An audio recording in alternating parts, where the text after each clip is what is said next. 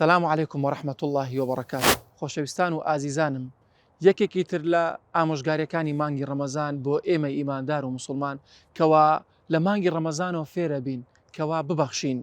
جا بەخشینەکە ئایا ماڵی بێت یاخود زانست و زانیاری یاخود هێز و تاقە و توانابێت بۆ خەڵکی. زۆر جار دەبین کەوا کەسێک دەبینین ماڵی نییە، سەرۆت سامانی نییە، بەڵام بەهێز و توانای خۆت بەشداری دەکات لە پرۆژە خێریەکان، لە ڕێکخراوەکان و لە سنتەرەکان دەبینین کاری خێری دەکات. ئەمەش بەخشینێکەکەوە مانگی ڕەمەزانەوە فێرمان دەکات.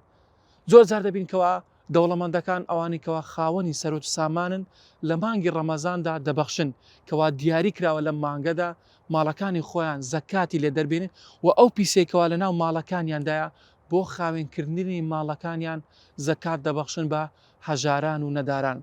بڕیار بدە لە لای خۆتەوە هەموو ڕۆژێک شتێک بکەیتە خێر، شتێک ببەخشیت بۆ ئەوەی کە ئەوەی دەبەخشیت دە پێناو خوای گەورە تەنها ئەوەت بۆ دەمێنێتەوە. ئەوەی کەوا دەی خۆیت و کاری پێ دەکەیت ئەوە هەو نییە، بەڵکو ئەوانەی کەوا دەبەخشیت لە پێناو خوای گەورە ئەوانت بۆ دەمێنێتەوە لە قیامەتدا کە دێتە پێشساوت. و هەروەها خاڵێکی گرنگ کەوا لە بەخشیندا بۆمان بەدیار دەکەوێت ئەویش ئەو شتانێکەوە خۆشت دەوێن لەلات و ئەو شتانی خۆشەویستە لەلات ئەوانە ببەخشە، چونکە جێی خۆی دەگرتەوە و هەروە پاداشتیشی زیاترە لە دوا ڕۆژدا.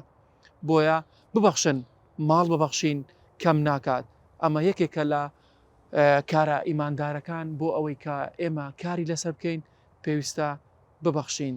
السلام علیکم و رحمة الله وبركاته.